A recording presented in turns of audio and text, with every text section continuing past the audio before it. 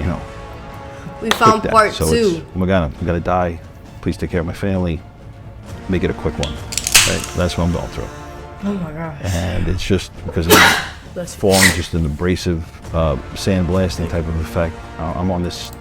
The fact that he said it was stages to falling, and you're falling, falling so fast. You're able to pray. You're able to pray for this, pray for that.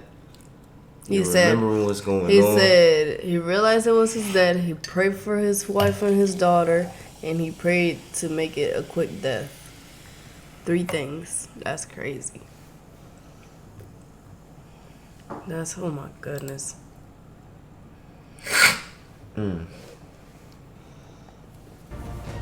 I guess slab, but it broke away, so now I'm kind of like free fall, getting knocked around, getting hit. I see flashes of light from getting hit in the head.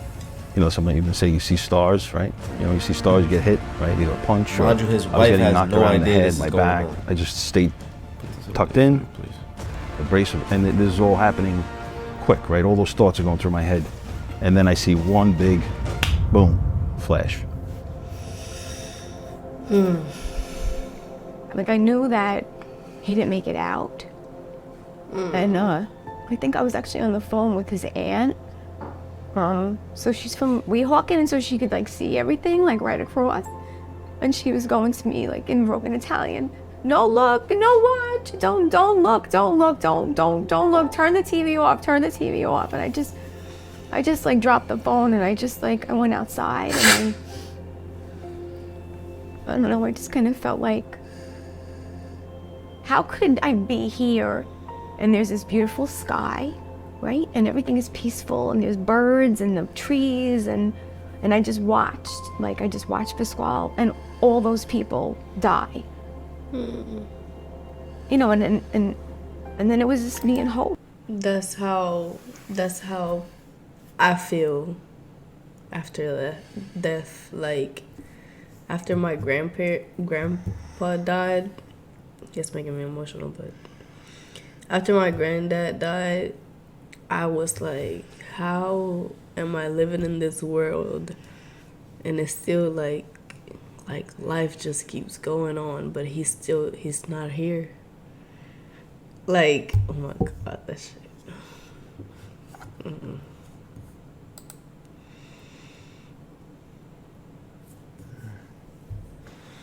Like, that was it.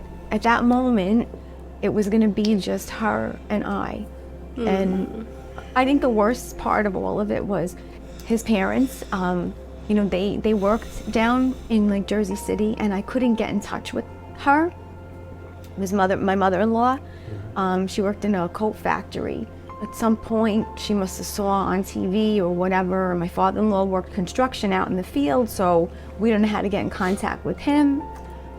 And I remember, you know, she called me, and I did not have the heart to tell her what I knew. Joe, I'm sorry. I'm so sorry. I'm sorry. I'm sorry. I'm sorry. I told you earlier that you were going to do this. It's totally fine. It's totally fine. It's just so you don't have to share. Yes, I'm here like, what's happening. trying not to cry. No. No. So she, and then she's like, oh my God, the towers. I looked, there's the smoke. It's all smoke. It's all, because she could see from where she was. The buildings are gone. And so she said, did he go into work today? I said, yes. I said, but he called. He's okay. I spoke to him. He's okay. You know, just come to the house. Let's be together. We need you. Come up. They walked in the house, and I mean, she just fell to the floor, and she grabbed my stomach, and she just said, this baby has to have a father. This baby has to have a father. My son, he's good. Yes, this baby has to have a father. Oh God, and I mean, I couldn't offer her anything. I couldn't offer her, it's gonna be okay. I couldn't. How could you? I just. And then I opened up my eyes. It was about 2.5, 3 hours later. I was knocked unconscious. Either it was during the fall, or when I actually finally landed, you know, riding the rubble, whatever was happening. I opened up my eyes and it was just blue sky, right? A field of rubble. I'm on this like little ledge of broken concrete, looking down at an open pit, you know, and you hear like crackling like the fire there and stuff like that around. And everything looked beautiful and clear. And you didn't even get rescued I was like, yet. I thought it was gonna like, you know, you see those movies and you think you're gonna like rise up out of your body and then see yourself there like, you know, dead, and now you're going somewhere else, and you know,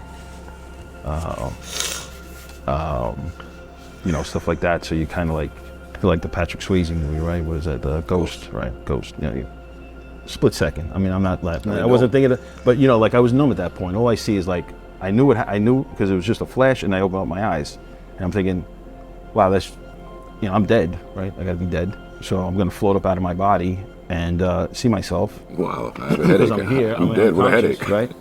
Right? So, and then I'm like, I started to feel pain in my foot and my leg, and I started coughing.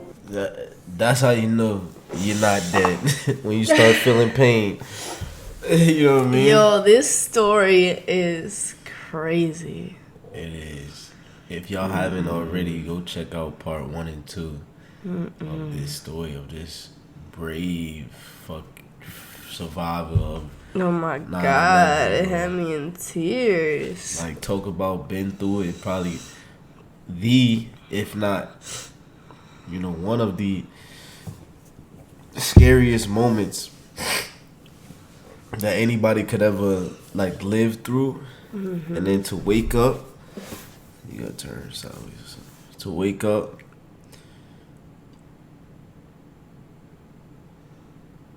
three hours later. That's crazy. And then to open your eyes and see a blue sky. What, do you think he thought he was in heaven or something? He just said he thought like he was about to rise out of his body. Oh my God. That's the one thing that we don't know is like when you die something like that, like what if it is how he thought it would be? You know what I mean? Exactly, that's what I'm saying. I open my eyes. He must have thought I'm in heaven. He didn't say that though. He said he said he hit and he thought he was about to rise out of his body and see his own. You know what I mean? Yeah. He's blessed. Mm-hmm. God said you had to And I be was there for drenched. your baby girl. In debris. And I just sat back. I was like, I'm alive. I can't believe I'm alive. I couldn't. You know, I was like. That's crazy. I'm like looking around. First I couldn't believe myself that I survived. And I'm looking around at you know, everything going on. Now it started to get dark again because it would clear sometimes, and then you would get the smoke coming in, and then start to, you know, cloudy up and stuff. And I started calling out for other people. I'm like, you know, hello, Pat, and I'm just sitting there, and I'm like, in what position? the same way I'm sitting here. I had the same way I'm sitting here. I was on concrete. There was a giant pipe. It was a standpipe. It was for the fire suppression in the building. There was a pipe here, which, I mean, I have a theory on that, but there was all sorts of like broken conduit, rubble, and then it was just concrete behind me, like a mountain. It was like, picture me like on a mountain of rubble, on the edge of one of the pieces of rubble on the end of that, and then you could there was look a down. beam. There was a beam, and then a whole field, and then just an open pit That you could see.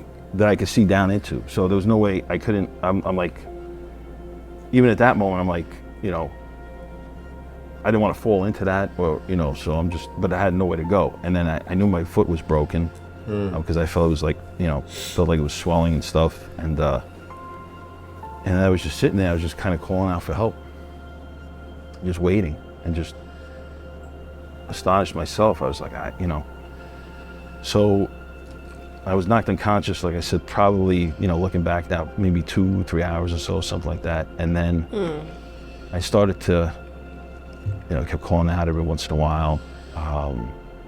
And then I saw someone, he was about maybe 75, 80 yards away, on a like a bullhorn, right?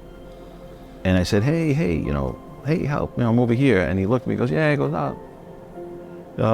people are coming. So one of the firemen, I finally see one guy searching the rubble, and I see him on, and so I yell out to him, and there's 4 that saved me that day. I yell out to him, and I go, hey, help, I'm up here. And he goes, yeah, what do you need? And I was like, what do I need? I said, I don't know, I can't get down. He goes, you need a rope or something? What? He thought I was another fireman searching the rubble, because I was just sitting there, right? So like, oh, you thought you were being lazy? Yeah, right. I'm just got stuck climbing this thing looking for people, right? I said, no, I can't get down. I don't know. I'm just. Who you? I said, I was in the building. I don't know. I collapsed. I'm here. I don't know. He goes, holy shit. He goes, we got a civilian up there. And he got on the radio, And he goes, all right, hang tight. We'll get to you. Hold on. The phone started ringing. And then it wasn't Pasquale. So you can tell right then and there, they thought everybody was dead. Mm-hmm. Oh my goodness, bro. And people that knew that he worked down there were calling and wanting to find out, And then I had spoken with him again. You would pick up the phone and you put it down and say, I haven't heard anything. I'm sorry, I'll let you know. And you put the phone down, and constantly it would ring again. It would ring again. So I said, just can't. I said, just somebody answer the phone. Don't be long. Just if it's Pasquale, I don't want to talk to him. I don't want to talk to anybody. So now 3 other firemen join him, and I can see they're looking at me, And one guy has the ropes and all that stuff. He was like the specialist, the rigger type person that we call, So he's looking at me, and he's like, all right, we'll get to you. And then I see him, he's small in stature, but solid. And he starts climbing the rubble, and I see him. So now I'm on this like little mountain. They're down there, and there's open pit and the beam. And then he starts climbing. I see him, and then he disappears, and I don't see him. And I remember they were talking and stuff, and saying stuff, and they're looking. And then all of a sudden, I heard rumbling behind me, and it was like maybe like a little bit of space, not much, but a little bit. And he just kind of wiggled his way down right behind me. He's like, all right. He goes, we're gonna try to get you down. Let me, let's see what we have here. And he started like tugging on stuff and shaking on things, and I had the pipes here, and then so he takes the rope and he makes this cradle out of it, right? A rope cradle, right? And he goes, all right. He goes, if you can, he goes, here, take this and swing it under you. So I put it, under my legs here, and then the other one kind of, the other loop was under here, and he's got the rope, and he made a couple of loops around this piece of pipe or steel. And he's like, all right, what I need you to do is just kind of, get to the edge and just kind of push yourself off, And I'm like, so that's how you gotta be like a smart person to think about those tactics, how to save that person in that situation. Shout out to the firemen. Oh God. Push yourself. I had to get down from there, right? So I'm looking at him like, he's a small guy. I mean, he's solid, and so I didn't want to embarrass him. Even then I was like, I'm not, the guy's here to save my life. I'm like, you're going to be able to hold me? So I was like, I don't know, is that rope strong enough? And that pipe? He goes, yeah. He goes, that rope's rated for 600 pounds. Don't worry about it. We're good, or whatever it was, or 12, He goes, yeah, he goes, I got you. He goes, I said, okay. And I grabbed the rope like this, and I just kind of, rolled myself off. And I fell maybe a couple of feet or so, 3, 4, 5, whatever, and then boom, and I started swinging a little bit, and he started to lower me down to the other guys, and now, I'm in this like rope cradle, and I'm just like kind of spinning around a little bit, and one of the firemen, I think it was Mike Lyons, beautiful man, but what? Stop. It's not the he moment. grabbed my foot, and Ooh. He what? and that's when I knew. I was like, He oh grabbed shit, his my foot. my leg's broken, my foot, because I felt this like sharp pain, and they pulled me over to the beam, and he goes, can you stand?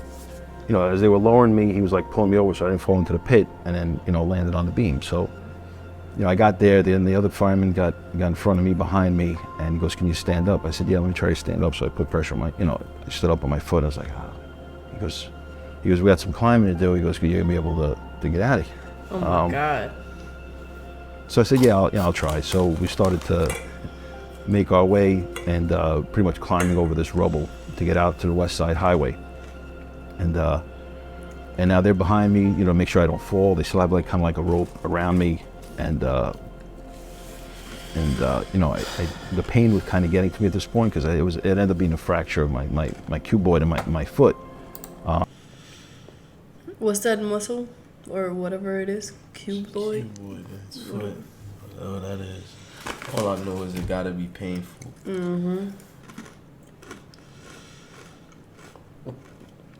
For this. And I was trying to get out of there, and I'm climbing, and then all of a sudden I felt a little, like I was gonna pass out. You know what I mean? So, hey, can you do me a favor? I said, just let me sit for a minute. I said, He said, yeah, all right. So I sat down, and they must have looked at me and assessed me. He goes, "Yeah, you're kind of pale." He goes, "All right, relax." He goes, "We got it from here." So I was like, "All right." So then they got this plastic gurney, and they brought it out, strapped me in, and they started passing me from one guy to another. So now they're dragging me across the rubble, and they're dragging me across the rubble, one guy to the next. And I'm there, and all of a sudden this piece of wood, one of the firemen or pipe, or I think it was a pipe, he steps on the pipe and kicks right up and boom, hits me right between the eyes, right? I had no blemishes on my face, not that I'm that beautiful or anything, but I had nothing, right? No marks, boom, right between the eyes. And he's like, "Oh my God, I'm so sorry, you're all right?" I said, "Yeah." I said, "I'm fine." I said, "Man," I said, "I don't care what you hit me with." I said, "Get me out of here. I have a wife at home. I got to get out of here." So he's dragging me from, he goes, "Man," he goes, "You're a heavy fuck," He's like, "Yeah." I said, "I'm sorry." So I was going to join Weight Watchers today, as a matter of fact, with my friend Nico, I said, but he goes, "Yeah, no." Pulling the next guy. And then they finally get me out to the ambulance. Now the guy's there and he's trying to assess me and stuff. I said, "Listen," I said, "I'm fine." I said, I need a phone. I have to call my wife. I need a phone. Can somebody please give me a phone? Oh yeah, because you lost your phone. I lost that. That got ripped off of me. The briefcase I had on my back, that was gone. That was ripped off of me. So I get into the ambulance, and one of the paramedics, he goes, "All right." He goes, "I got a phone. It's still working." I think he had one of the services that wasn't knocked down because of the antennas. There was different ones, but most of them were on the World Trade Center. So everybody lost communication out there on the phones. This one happened to be working, and I called my house, and my wife answered the phone. And it was him. And he was like, "Louise," and I was like, "Pasquale!" And I just screamed so loud, and everybody was like, "Pasquale!" And the whole house just like shook, and everyone was crying and laughing and screaming, and I was trying to understand him, and he was like, I'm like, "Where are you? Where are you? Oh my God, it's Pasquale," and then he was like, "I'm okay," So, I said, she goes, what are you doing? Where are you going? I said, "I was taking me to the hospital." I asked them, I said, "I'm going to Vincent's hospital." Chopping onions. Call me from there. "Okay, oh my God, Pasquale, you're alive." And again, people in the background, my friend Mike Pt.3, gets on the phone, and he was like, "Where the hell are you? What the fuck happened? What's going on?" And he tried to take it all down, and they arranged. Then he's like, "I don't know. I don't even know, Mike. I don't know. I was in the building. It fell. It came down. Is she okay? And is Louise doing?" And whatever. He was so concerned about us and our family and the baby, and and all that. So What a guy. Why are you happy right now? because my father is alive. All right, here it is. and I was home at 8 o'clock that night. Full house, people still here. Full Crowded. house, mother, father, relatives, everybody. I remember a friend Mike, he got the video camera and he's like, "Louise," he goes, "that's it." He goes, "I want you outside. Let's go. You want to tell Hope what happened on this day?" And But you also see how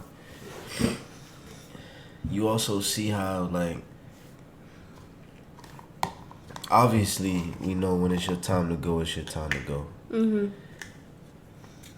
But that speaks volumes. Like, when you think about it, that speaks so much volume because he was in the everything happened. Everything that entire day happened for a reason. He wasn't meant to die. He was in the elevator. It wasn't his time. Period. He was in the elevator, came out to chaos, and you would think most people and like he us, went up again. Exactly, most people like you would think we would be like, fuck, we need to get down, like out the building. He goes back up. That saved his life. Mm-hmm. For And then some not reason, not only that, they didn't go down the stairs. They was listening to what people say about going down the stairs. And then they finally looked down the stairs and was like, okay, we clear after moments have already passed. Every step of that crazy, day, man. when you're meant to be, like, when you're meant to be here, you're meant to be here. And when you're not, it's over.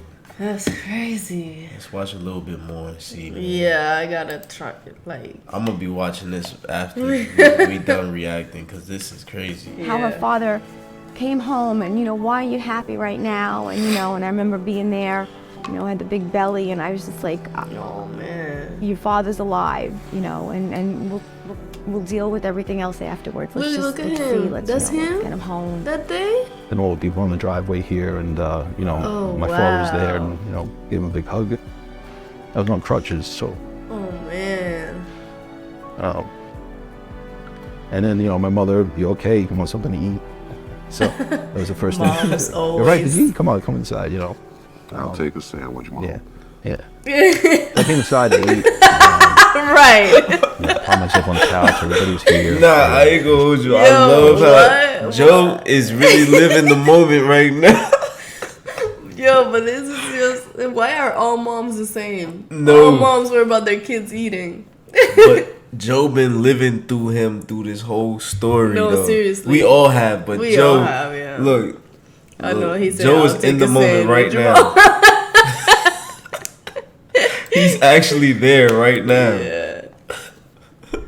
He said, "I'll take a sandwich, Mom." I was on crutches, so. Look at him.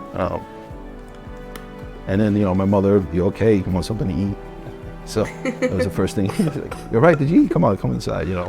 I'll take a sandwich, Mom. Yeah. So I came inside. I ate. That's so Found true. myself on the couch. Everybody was here. Just. Because the thing about a sandwich from your mom is so comforting. It's like, your mom's sandwich. Like, Yo, first of all, I could never imagine. That's why I be so paranoid now, bro. I could never imagine being in something like that. I don't want to ever be in nothing like that. Like, I was in something traumatic too. The natural disaster, and it's not fun. I've literally traumatized with that shit. damn, did we sit here and watch 40 minutes of this? Or no? Oh, no, we skipped No, it. we skipped the beginning. Yo, he finally broke though. You remember he wasn't breaking the whole time. He cried when he said that they were taking him out, and he noticed that his foot That's was what I'm saying. broken. Yeah. But he wasn't breaking the whole story. Yeah.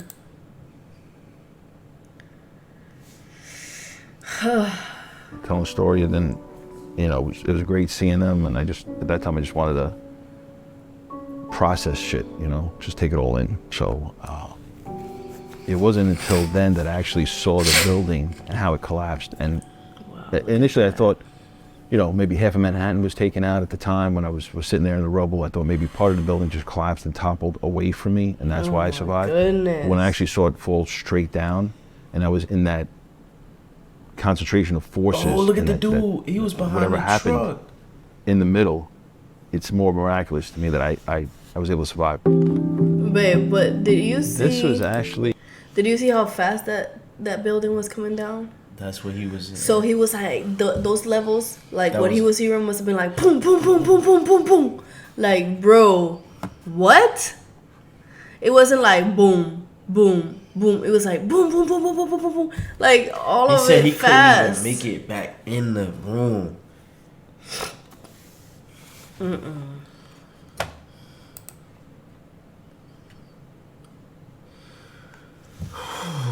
We put together from the Memorial Museum, World Trade Center Memorial Really? Museum. Yeah. The reason why I got it back is because, well, what's in here is, the box is interesting, but what's in it is the briefcase that was on my back when I fell, you know, with No in the tower. way. But when I woke up in that rubble, briefcase wasn't anywhere to be found. It wasn't there.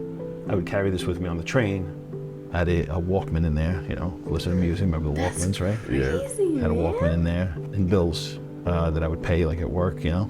Sometimes I'd have a stack of bills, and so that had my address on it, name, all that stuff, you know, PCG bills, whatever. Wow. So that's how they tracked that down. But So life or death, and you grab the bag with the bills in it, and Yeah, you get out of there. yeah, You get out gotta of pay there. this debt. yeah, exactly. So my life was in there, you know, information, right? You know. So it was my personal stuff. It was strange. I mean, even now, like, it'll hit me because the smell, it's that musty smell. So you can still smell it. I smell. You can Oh, smell I it? wish I didn't have Smell? sinus problem. Oh. Let's see, go. You smell that musty smell, Oh my God, yeah. right? It basically hasn't been. It was always in my garage on the shelf, but you could see. So as that fell with me, you can see the strap was ripped and torn off. And there's no longer that big strap. Yeah. It was ripped off of here. See, the hook is gone. So it actually took the hook off of here, and the hook is on there. Crazy. And then you could see kind of like so this probably protected, you can see kind of like the lines and gashes in it. This probably took a lot of the hits as I was going down until it actually got ripped off my back. That shit probably saved And it his ended up life. somewhere in the rubble somewhere else. Because he said he had it. He had it right If here. you many fall times in have that you shit, had to opened this lift bag above since your then? head. I've never opened it. This is the first time out of the box. My wife actually didn't even want it in the house. Really? No, because she said, I don't know, you know, what could be on it, smell, and this and that. So the Walkman could still be in there. I don't know. That would be something. We're still in here, but This is incredible. He hasn't yep, even there's an opened umbrella it. in there, and Oh, you open it. umbrella I had at the time Look at that. because I had hair back then, so I didn't want to get wet. Hold on.